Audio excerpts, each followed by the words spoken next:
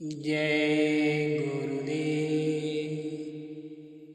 महापुरुषों की मौज होती है तब एक जीव को पकड़ने के लिए विभिन्न प्रकार से जाल फेंकते हैं और उसको पकड़ ही लेते हैं।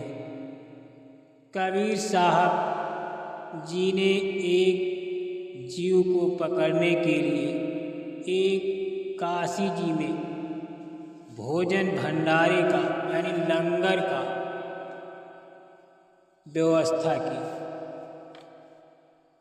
उस समय शेख तकी सब मुसलमानों का मुखिया अर्थात पीर था, जो पहले से ही थे परमेश्वर कबीर जी से खार खाया था, अर्थात पहले से ही ईर्ष्या करता था। सर्व ब्राह्मणों तथा मुल्ला काजियों व शेख तकी से मजालिस यानी मीटिंग करके षड्यंत्र तहत योजना बनाई कि कबीर निर्धन व्यक्ति है, इसके नाम से पत्र भेज दो कि कबीर जी काशी में बहुत बड़े सेठ हैं, उनका पूरा पता है। कबीर पुत्र नूरे अली अंसारी, जुलाहों वाली कॉलोनी, काशी शहर। कबीर जी 3 दिन का धर्म भोज भंडारा करेंगे। सर्व साधु संत आमंत्रित हैं। प्रतिदिन प्रत्येक भोजन करने वाले को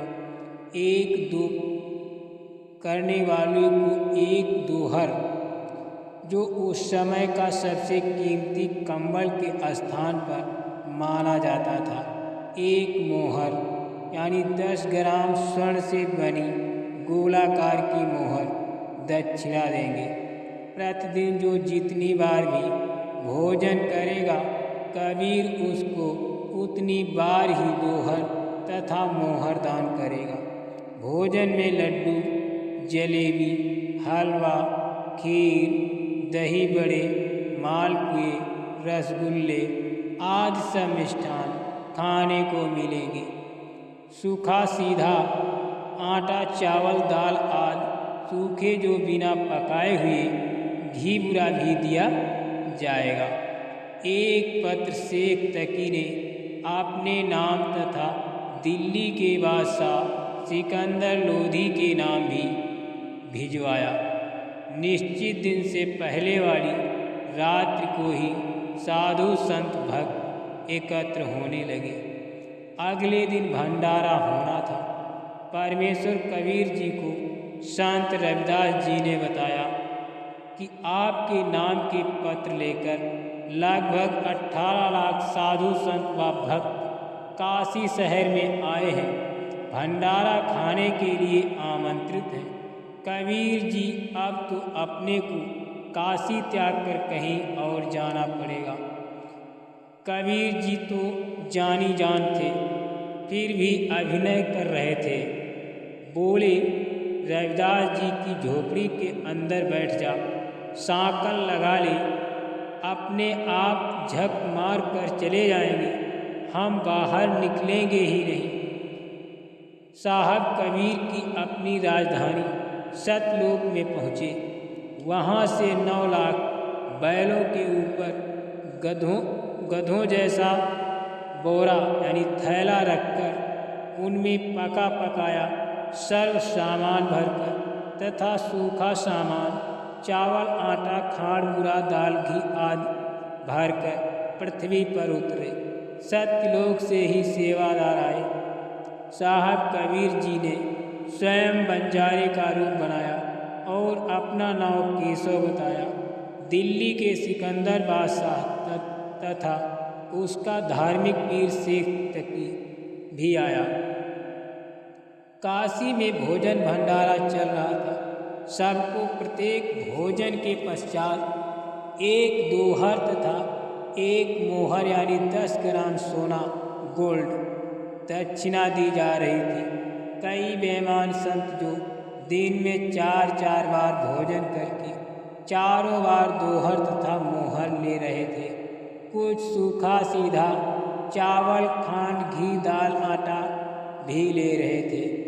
ये सब देखकर शेख तकी ने तो रोने जैसी शक्ल बना ली। सिकंदर लोधी राजा के साथ उस टेंट में गया जिसमें केशव नाम से स्वयं कबीर जी भेष बदलकर बंजारे, उस समय के व्यापारियों को बंजारे कहते थे, बंजारे के रूप में बैठे थे। सिकंदर लोधी राजा से पूछा, आप कौन हो, क्या नाम है, आप जी का कबीर जी से क्या संबंध है। केशव रूप में बैठे परमात्मा जी ने कहा कि मेरा नाम केशव है, मैं बंजारा हूँ। कबीर जी मेरे पगड़ी बदल मित्र हैं। मेरे पास उनका पत्र गया था कि एक छोटा सा भंडारा भोजन कराने का आयोजन यानी लंगर का आयोजन करना है, कुछ सामान लेते आइएगा। उनके आदेश का पालन करते हुए सेवक हाजिर है। भंडारा चल रहा है। शेख तकी तो कलेजा पकड़कर जमीन पर बैठ गया जब ये सुना कि एक छोटा सा भंडारा करना है जहाँ पर 18 लाख व्यक्ति भोजन करने आए हैं। प्रत्येक को दोहर तथा मोहर और आटा, दाल चावल घी खांड भी सूखा सीधा रूप में दिए जा रहे हैं। इसको छोटा सा भंडारा कह रहे हैं। परंतु ईर्ष्या की अग्नि में जलता हुआ विश्राम गृह में चला गया जहाँ पर राजा ठहरा हुआ था। सिकंदर लोधी ने केशव से पूछा, कबीर जी क्यों नहीं आए। केशव ने उत्तर दिया कि उनका गुलाम जो बैठा है उनको तकलीफ उठाने की क्या आवश्यकता है, जब इच्छा होगी आ जाएंगे। ये भंडारा 2-3 दिन चलना है। सिकंदर लोधी हाथी पर बैठकर अंगरक्षकों के साथ कबीर जी की झोपड़ी पर गए।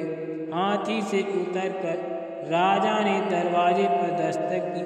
कहा, परवरदिगार, दरवाज़ा यानी गेट खोलो, आपका बच्चा सिकंदर आया है। कबीर साहब जी ने कहा, हे राजन, कुछ व्यक्ति मेरे पीछे पड़े हैं, प्रतिदिन कोई न कोई नया षड्यंत्र रचकर परेशान करते हैं।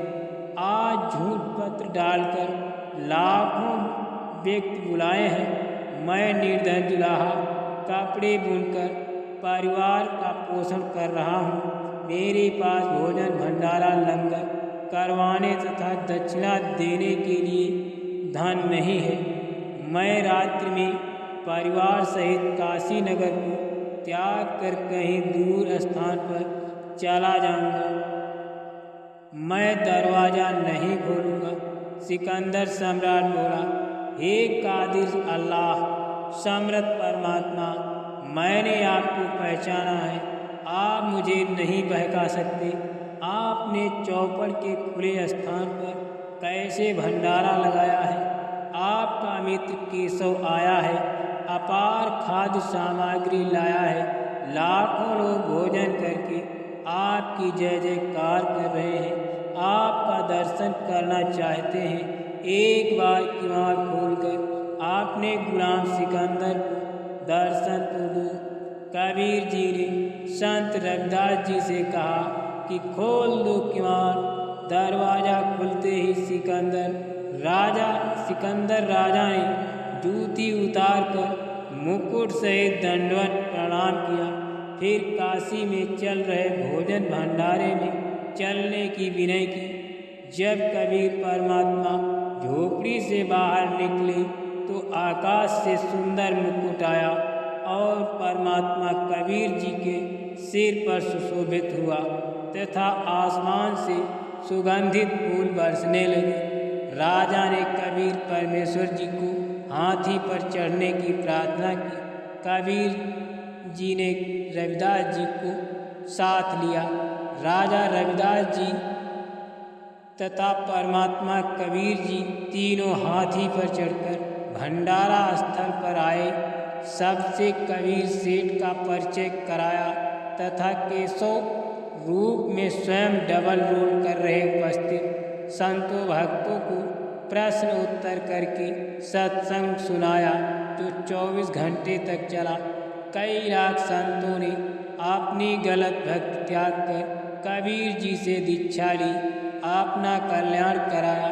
भंडारे के समापन के बाद जब बचा हुआ सब सामान तथा टेंट बैलों पर लाद कर चलने लगे, उस समय सिकंदर लोधी राजा तथा शेखतकी केशव तथा कबीर जी एक स्थान पर खड़े थे। सब बैल तथा साथ लाए सेवक को बंजारों की वेशभूषा में थे गंगा पार करके चले गए। कुछ ही देर बाद सिकंदर लोधी राजा ने केशव से कहा, आप चाहिए, आपके बैल तथा साथी जा रहे हैं। जिस ओर बैल तथा बंजारे गए थे उधर राजा ने देखा तो कोई भी नहीं था। आश्चर्यचकित होकर राजा ने कबीर जी से पूछा, वे बैल तथा बंजारे इतनी शीघ्र कहाँ चले गए? उसी समय देखते देखते केशव भी परमेश्वर कबीर जी के शरीर में समा गए। अकेले कबीर जी खड़े थे। सब माजरा यानी रहस्य समझकर सिकंदर लोधी राजा ने कहा कि कबीर जी, ये सब लीला आपकी ही थी, आप स्वयं परमात्मा हो। शेखतकी के तो तन मन में ईर्ष्या की आग लग गई। कहने लगा, ऐसे ऐसे भंडारे हम 100 कर दें, ये क्या भंडारा किया, मछौछा किया यानी मजाक किया। मजाक उस अनुष्ठान को कहते हैं जो किसी गुरु द्वारा किसी वृद्धिगत करने के लिए थोपा जाता है। उसके लिए सब घटिया सामान लगाया जाता है। जग जौनार कराना उस अनुष्ठान को कहते हैं जो विशेष खुशी के अवसर पर किया जाता है, जिसमें अनुष्ठान करने वाला दिल खोल कर रुपये लगाता है। संत गरीबदास जी ने कहा है कि गरीब कोई कह जग जौनार करी है, कोई कहे महोछा, बड़े बड़ाई किया करे गाली काढ़े ओछा। ओ सबोज यानी भोज भंडारे को देखकर नेक व्यक्ति कह रहे थे कि जब जौनार यानी दिल खोलकर धर्म में रुपया खर्च करके धर्म का कार्य किया है, यानी धर्म यज्ञ करके जीवनवार की है, यानी भोजन खिलाया है। जो अहंकारी दुष्ट व्यक्ति थे वो कह रहे थे कि महोछा किया है, यानी मन मार कर कम खर्च करके भंडारा किया है। कबीर जी ने भक्तों को उदाहरण दिया कि यदि आप मेरी तरह सच्चे मन से भक्त करोगे तथा ईमानदारी से निर्वाह करोगे तो परमात्मा आपकी ऐसी सहायता करता है। भक्त भी वास्तव में सेठ अर्थात धनवंता है। भक्त के पास दोनों धन है। संसार में जो चाहिए वो भी धन भक्त के पास है तथा सत्य साधना रूपी धन भी भक्त के पास होता है।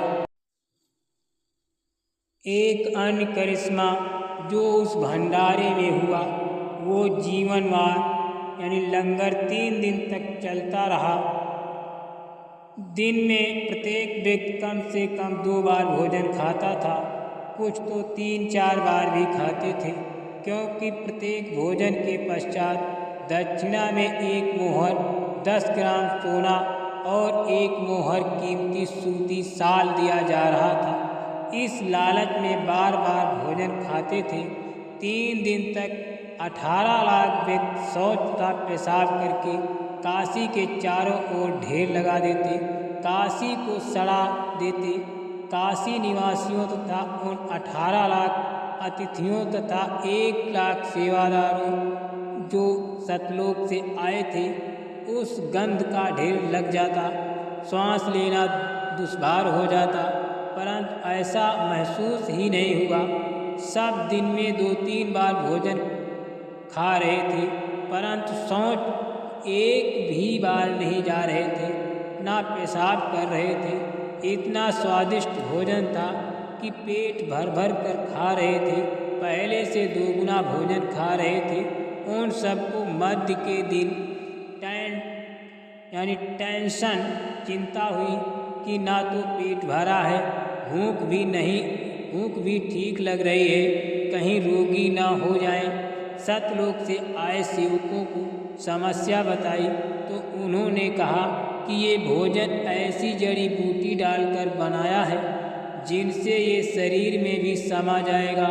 हम तो प्रतिदिन यही भोजन अपने लंगर में बनाते हैं, यही खाते हैं। हम कभी भी शौच नहीं जाते तथा ना पेशाब करते हैं। आप निश्चिंत रहो। फिर भी विचार कर रहे थे कि खाना खाया है परंतु कुछ तो मल निकलना चाहिए। उनको लैट्रिन जाने का दबाव हुआ। सब शहर से बाहर चल पड़े। टट्टी के लिए एकांत स्थान खोजकर बैठे तो गुदा से वायु निकली, पेट हल्का हो गया तथा वायु से सुगंध निकली जैसे केवड़े का पानी छिड़का हो। ये सब देखकर सबको सेवादारों की बात पर विश्वास हुआ। तब उनका भय समाप्त हुआ, परंतु फिर भी सबकी आंखों पर अज्ञान की पट्टी बंधी थी। परमेश्वर कबीर जी को परमेश्वर नहीं स्वीकारा। पुराणों में भी प्रकरण आता है कि अयोध्या के राजा ऋषभ देव जी राज त्याग कर जंगलों में साधना करते थे। उनका भोजन स्वर्ग से आता था। उनके मल पाखाने से सुगंध निकलती थी। आसपास के क्षेत्र के व्यक्ति इसको देखकर आश्चर्यचकित होते थे। इसी तरह सत्यलोक का आहार करने से केवल सुगंध निकलती है, मल नहीं। स्वर्ग तो सत्यलोक की नकल है जो नकली है। जय